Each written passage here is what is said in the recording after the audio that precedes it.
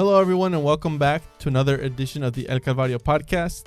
I'm your host here, Sanchez, and today I'm joined with a very special guest. You may have, I guess you probably wouldn't have heard of him because he's always in the background.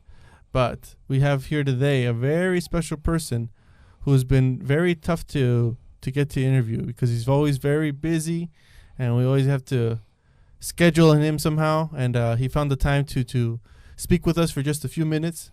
So here we have today el hermano David Iñez Sanchez. Hermano David Iñez Sanchez, how are you? Hello, everyone. I am good. Everything's great. Great. And thank you for that introduction.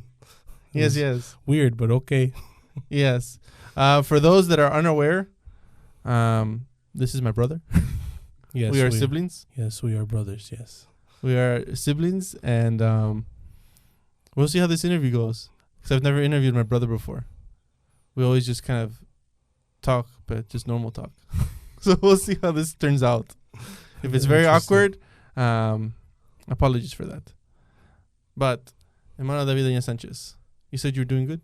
Yes. How's life been treating you?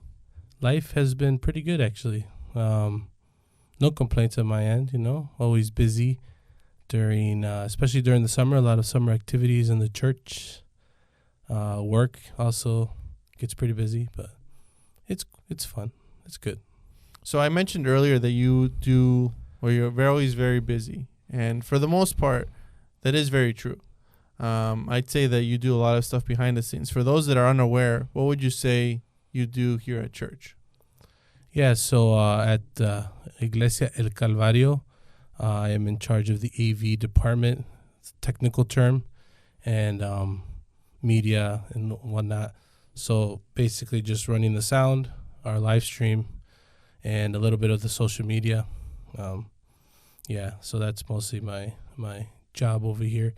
Make sure everything is running smoothly during the services for sound, projector, and live stream. Yeah. And something that I think you're forgetting to mention is all the videos that you also have to edit and record. Yeah, so all that goes into the media part, the social media, the videos. So if you ever watch our content, the GDC videos, we have to record and edit those. These podcasts, actually, my brother records. Well, actually, I help him record. He edits these, especially all those little reels as well. Adding those reels that we put up, any type of content when we do promos for like our special friend services as well. Recording that, editing that. It's a lot. It keeps you busy, which is good, and I'm okay with that. Where would you say your desire to do that came from? Like all that video stuff and editing and just working on these reels and whatnot? Surprisingly, actually, something that as I grew up, it's going to be weird, but I've always been interested in video as a kid. I liked film, right? Movies. And it's funny because like when you're younger, you don't really put one and one together. I loved film, and I used to find it fascinating how film and video was kind of made. I like watching behind the scenes. Like, how they have those director commentaries on movies? I used to like listening to that. And I guess one day clicked in my head. I was like, you know what? Maybe I can do something with this, or maybe I can use this for something else. I never really put one and one together. I think it was during my teen years where I'm like, I like film. I would like to do something in that one day, like editing, just filming in general. Actually, I wanted to be a cinematographer when I was younger. I wanted to go to school for that, but I realized mostly for cinematography, you just got to learn how to shoot, right? They tell you, just grab a camera and start shooting things and whatnot. So that's where my interest came from. I guess I've always been interested in it, even from as a child. So, yeah. As a child, you were interested? Yes. Well, that's what I'm saying. I never put one and one together. I used to love films, right? And I used to find that fascinating. But it was when I grew up when I was like, you know what? I don't understand why I never realized that I can make something out of this, or I can do something, right, with this interest that I have. That, like I said, that's when, probably during my teen years, is when I realized that, and I wanted to actually go for cinematography. Like, that was my thing when I was younger. And so how did that correlate to you starting something here at the church? So here at the church is funny because the way I've grew up here, obviously, since I was a kid. Wow, you grew up here? Of course, I know, surprising. Yeah, but I grew up in the church, and the way I ended up joining the sound system was a pretty funny story. I was probably like around 12 or 13. I don't know if I've told you this. Yeah, maybe you have. I don't know. But I was like 12 or 13, and I remember one day after service, I wasn't really doing anything as a kid. Like, I was part of the band for a little bit, but that didn't pan out very well. I guess you should expand on that. Like, for the band here at the church? Yes, at the church. Sorry. Yeah, I was part of the music at the church for a little bit. Like, they used to, like, all the little kids learn an instrument. I learned, I don't know why, I was learning the clarinet. Not by choice, but I did it anyways. And then I ended up, that didn't really go anywhere. And then I just kind of stopped doing anything in the church. And then one day, at that time, our pastor was Pastor Rito. After service, he stops me in the hall with my mom. And he just says, in Spanish, obviously, it's like, Hermano Daniel, I need to speak with you. And in my mind, I'm like, I don't understand what I did. I don't know why he wants to speak with me. I was like, sí, ¿qué pasó? And he comes to me, he tells me, Hermano, he's like, you are not serving in anything. And you're at an age where you should be doing something for the church. And I was like, what? I was like 12 or 13, I don't know. And he's like, I'm going to give you, first he tells me, he's like, what do you want to do? And obviously at that moment, I'm like, I don't know. I didn't really click. And then he's like, I'm going to give you a week. Come back to me in a week. And let me know what you want to do. So yeah, a week passed by. And I actually kind of took that to heart. And I was thinking like, okay, I got to do something. What department should I serve? And I landed on the sound system. And that's how I joined the sound system in general and the media. And the funny thing is, the first job that I had there was actually video. If you didn't know that, we used to make VHS tapes back here in El Calvario. We were very high-tech back in the day. And we used to make VHS tapes. We used to record the Sunday services, and we used to record Wednesdays as well. And we used to make like little fonts for it. It was called Ministerios Compartir. And that's where it first started, which is really funny looking back at it now. Yeah, it was video. And I remember, I think they asked me like what you wanted to do. And I told them, yeah, I would like to be interested in the video department. And that's where that video life started. But going obviously ahead, everything really kind of fell into place once 2020 hit, COVID. And the church had a shift from, we were still, we were actually recording normally with a regular DSLR camera at the time, but we weren't live streaming. So we had to switch all that to live stream. And that's when I started doing more into that.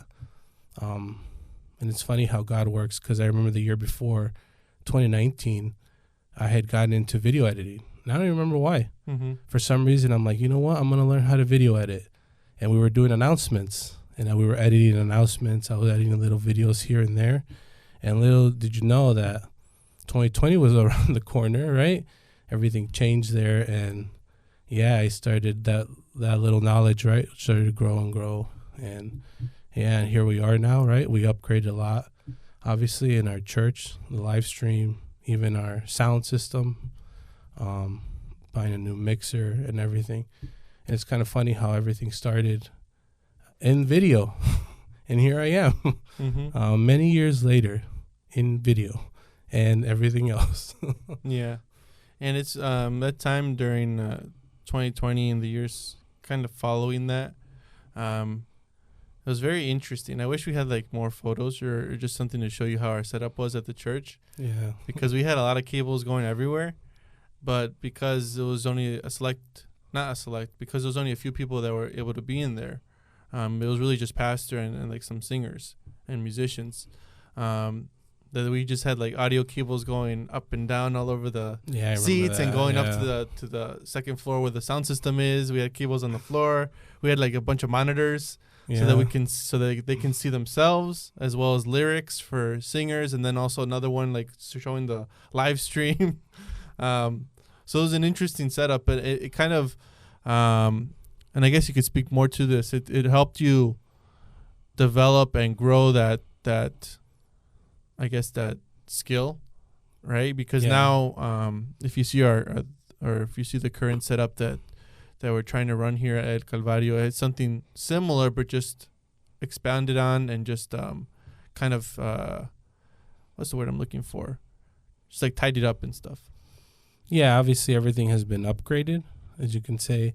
And one of the things is what everyone started realizing is that a lot of things were kind of moving into this, well, even before that, into more like this digital social media era, right?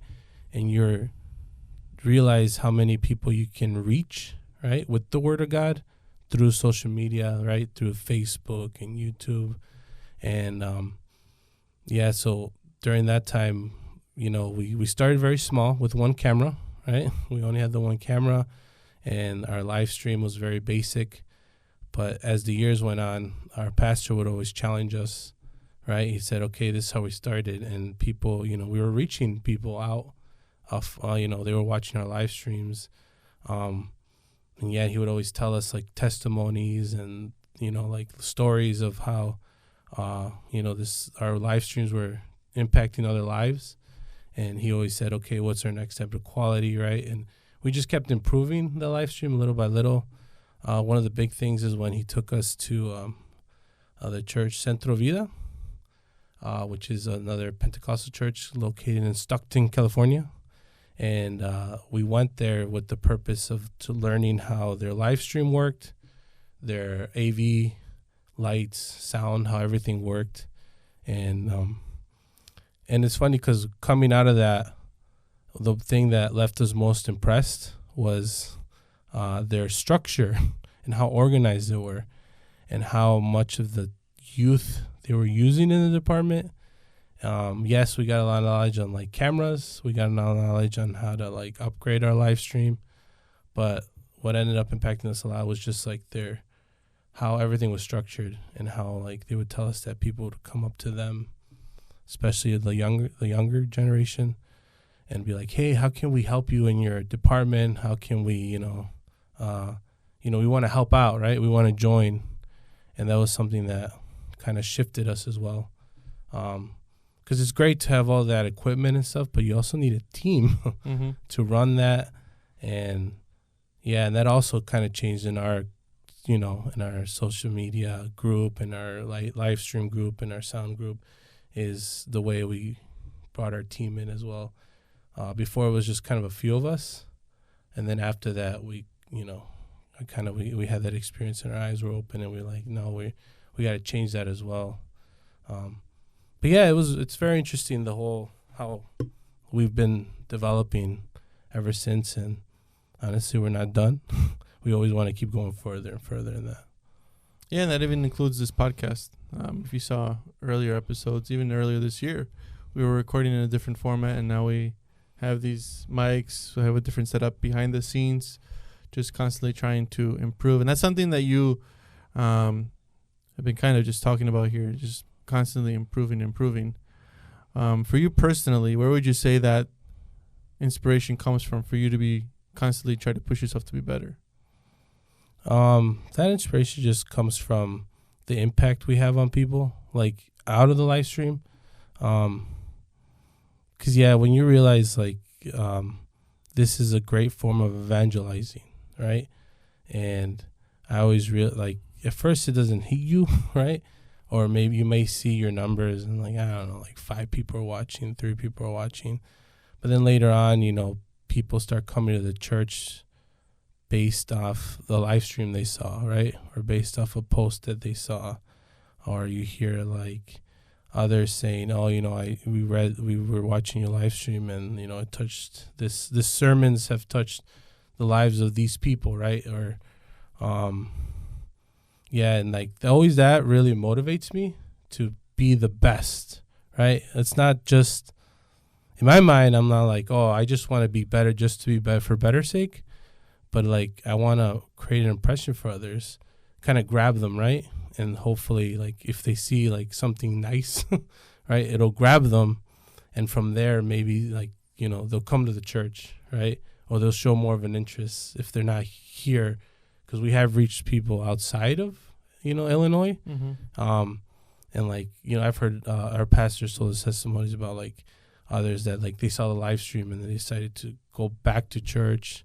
There was a whole nother church where they learned about and I hope I'm not they learned about the name of God, right?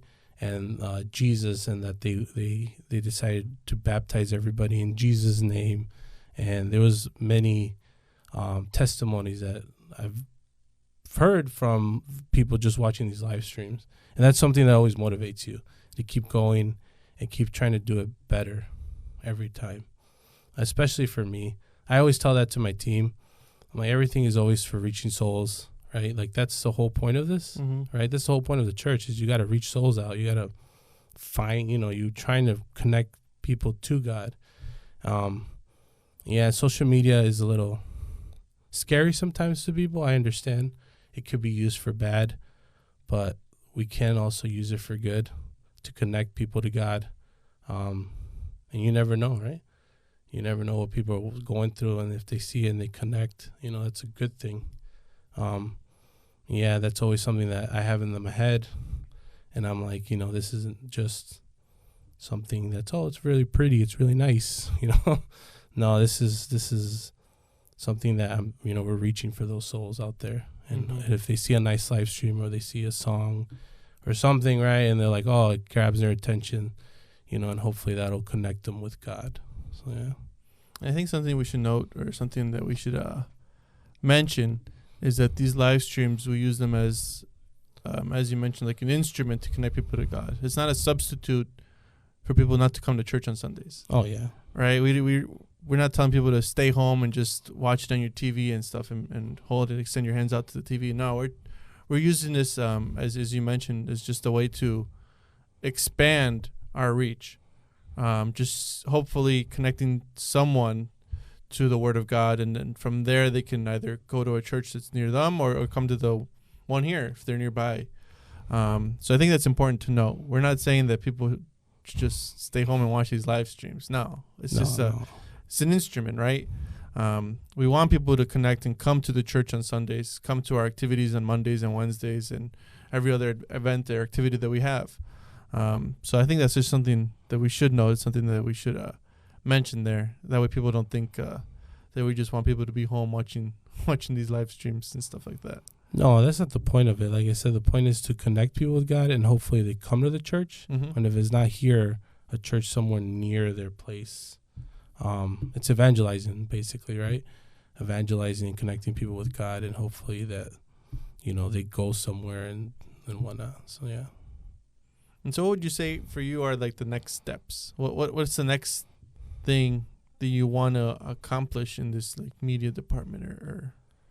Well, one of the things that we're working on is we want to get our sound better. So we want to upgrade that, the sound. And the other thing I'm trying to work on is I want to get a better, more people and a more stabilized team. That's always, I think, because I want, right now we have 3 cameras that we use, and like essentially I would actually kind of want all 3 of them to be run by somebody, controlling either zooms and whatnot, panning left or right. And I think that's one of my main things right now, is trying to get a team in order to have multiple people, and training as well. Try to find some way to train people in a more organized way. Training is always, I feel like, it's kind of hard. It's not just from one day to the next, obviously. It's just practice. I think that's what the next steps that we're trying to take here. In my eyes, is obviously the sound, kind of do our live stream sound a little bit better, grow our team, our training as well. And I think for now, that's what I have in my mind, the goal, specifically to try to grow in those areas. And I should have asked you this earlier, but how exactly did you learn all this stuff? Did you learn it like through courses, through classes, or online? So most of the stuff, so with sound, I learned over time on my own, and some people taught me. Our Pastor Andrew, was the first. He was actually a sound guy, and he taught us the basics of sound in that area. And then for video, honestly, it's all just kind of been self-taught. We live in an age of information, digital information, and so you can find a lot of this stuff online. So most of it was YouTube, learning how to learn how to do a camera, right? Editing. I remember when I first started editing, I would spend hours just doing basic videos. I remember one time it was just an announcement video that we would do here. And I spent I'm thinking back at it, I'm like, that's crazy. I spent like 6 hours probably just trying to make this announcement video. It was like a 2-minute video. It's just like a 2-minute video. Now it's like less than an hour, obviously, to make. But at that time, I had no idea what I was doing. And I would look at, obviously, on YouTube, like how to edit a video. It was based on whatever program I was using. And then, so over time, I would obviously develop that. So first you learn, like, there's basics of cameras, and then you learn basics of editing, and then you just keep growing that more and more. But everything's just kind of self-motivated, self-taught on the video side. And then the sound, that was taught by our pastor. He gave us that foundation. He gave me that foundation, and then from there, obviously, we kept going up and up as well on our own. I think that's something to me that's always been impressive about you. Is just the ability to self-learn. Just have that motivation and the discipline to look it up yourself and figure it out. I know most people, myself included, I'm not the greatest at doing that stuff because I do it a little bit, and then I get impatient. I remember growing up, this is a little insight for us into our childhood. Growing up, we used to get Legos, and back in the day, we got Bionicles. They were the cool little figures, action figures. Yes. You can move them around. They do like some punches and stuff. And we used to get them for like birthdays or Christmas and things like that. And I'd be like, oh, this is so cool. I'm always so excited to get this. But I was the typical guy, I guess you could say, that wouldn't read the instruction manual. And I would just try to build it. They're just trying to figure it out. I would look at it and kind of see the manual, but not really follow it. And then I'd say give it like 5, maybe 10 minutes. And then I'd get frustrated. And be like, I forget this. And then my brother would come and he'd be the one to put it all together and stuff. Because he'd be patient with it, follow the instructions, do what you need to do. Then he would give it to me. Like, oh, thank you. That's why it's always been, I guess, something, a quality of yours is just being patient enough and disciplined enough to just learn and follow through. I don't know if you can speak on that. I don't know if you want to speak on that a little bit of like where you think that motivation comes from, I guess. You probably spoken a little bit earlier, just wanting to be better, but I don't know if there's anything else.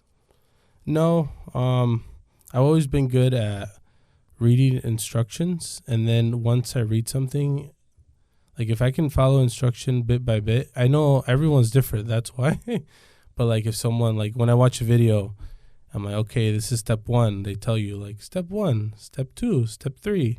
And I've always been good at following that. I'm like, okay, step 1, step 2, step 3, step 4, step 5. Okay, let's go. And the other thing is, I don't know why, I've always just been kind of a quick learner. So if I had to like learn something in the pinch, if I really put my mind to it, like I'm like, okay, I got to learn this, I would learn it like really relatively quickly, quicker than just quickly in general. Other than that, like, I've just been good at following like instructions. Like, yes, if I were to build a cabinet, I am one who would read the instructions and follow it step by step. and I don't know why I am patient enough to do it. I find that oddly satisfying. Like going step by step, and then like it's kind of like you said, your little bionicles, right? And you start seeing it form, and you're like, oh man, we're getting close. Yeah. We're getting close to that end, to that last piece. And I don't know why. That's just how my brain works, I guess. I don't know. I think that's definitely a skill I still have to work on myself. I don't know. I got these in the back here, my wife. And I guess you're also a witness, I guess a witness to this. I had a TV stand that was just sitting when we used to live together. I built like, let's say half of it, maybe like 3/4 of it. And then I left it there for like a year or two, probably like a year. And I finally finished it this summer because I was getting the new apartment ready so that when I got married, my lovely wife had somewhere to watch TV. So I finally put that together, but it had been sitting there for at least a year, unfinished. I remember that. And every time my brother would just tell me, when are you going to finish this? I'd be like, I don't know. It's true. And I'm at that age where I stopped building stuff for you. It's true. I was like, no more. He's got to learn to do it on his own. So I left it there, and it was there for more than a year, just half built. And then I remember you get motivated one day. Yeah, I get motivated, but then I'd lose it. And then you put another couple pieces on it, and then it would sit there again. I was like, okay. And it's funny because those are literally like 2 more steps, I think, left, and then it was done. I just didn't finish it, though. So that's something I definitely have to work on myself. It's just being better at that stuff. Is there anything else you want to mention, I guess, before we wrap things up? For anyone, I guess, that's looking to start maybe growing that social media, growing that video or media side of their church's department, any sort of advice you'd want to give to them? The only thing is I like, because like I said, I'm self-taught. So sometimes I do, like, I'll look at other churches and see what they do. And it brings me a lot of joy when, like, these random, like, little smaller churches are trying to do something. Because at the end of the day, it's like, it's just about trying, right? There's nothing wrong with trying something out in the first, at first. Because it's just, that's all it is. It's just trying. If you always put it back and be like, no. And then one thing is never to compare yourself to anybody, obviously. Right? And I think that's just a regular life rule, right? Be like, well, how come, our live stream doesn't look that well? Or how come we don't have this and that? Like, just work with first is, so one of the things in video and photography and stuff like that is people always think they need the best equipment. It's like, my videos don't look like that because I need the better camera. But a lot of times that's not the case. And I remember when I first started, that's how I felt. And then I realized, actually, I saw a video and they're like, no, what you got to do is you just start, right?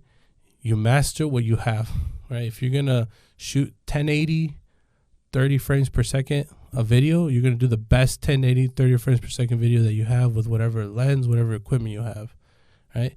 And from there, you just keep moving forward. Because, yes, later on, obviously, you do want the quality, but if you can't even just get that one thing right, it's never, like, better stuff or better things is never going to help you out. So one thing is just start. A lot of people always ask me, and I'm like, just start with your phone. Get the best that you can with that phone. And then from there, you just keep moving forward. And don't stop from there. Always keep learning, right? And don't stop. Just keep going forward. But, yeah, that's how I always tell. Well, people have asked me, like, how do I start? I'm like, you got a phone? Just use your phone. And get the best quality you can with that phone. Right? There's, like, so many things you can do with your phones nowadays, and it's not a bad thing to use your phone. A lot of people, I don't know, they see it as, I don't know what they see it as, like, it's horrible. And I'm like, no, just get the best quality you can with whatever you have, and then work with that. So that's probably any advice I would give anybody who's trying to do live streams for the first time, or just in general, like, just video, for your church or whatever. It's just get started with whatever you have, and then it'll work out later on. So, yeah. I think that goes back to, like, that, the example of the instruction manual, right? If you're starting now, you can't just skip to step number 20. You got to build your way there. Yeah. You got to work your way to get into that point. You can't just go from, all right, I got this, but now I want to get here, so I'm going to skip my way there.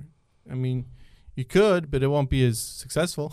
Yeah. You'll get more headaches along the way. You'll definitely regret it, but I guess it's kind of that's what it reminded me of when you said just start with what you have and master that and then move on. It just reminded me of just like you can't skip these steps or else you'll end up like me, frustrated with half-finished projects.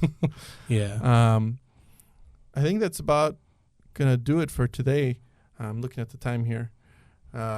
Thank you, hermano David and Sanchez, for joining us today. I think a lot of people always forget they have a middle name. Yes. Or más bien that your middle name is Daniel. Yes, my first name is David. Yes. So thank you again for joining us. I think we're going to have you on maybe one more time. We'll see in the future if we have more interviews, more conversations, if you will, with you. We'll see how the people react. Even though I think I don't have comments enabled in the YouTube section. So we'll see. But it's enabled in Facebook, right? I think so. I don't know. I don't know if anyone's ever really commented on Facebook. I'm not sure. But thank you all for listening, for watching. Again, like, share, subscribe, follow us, do all that stuff. And until the next one, have a great day.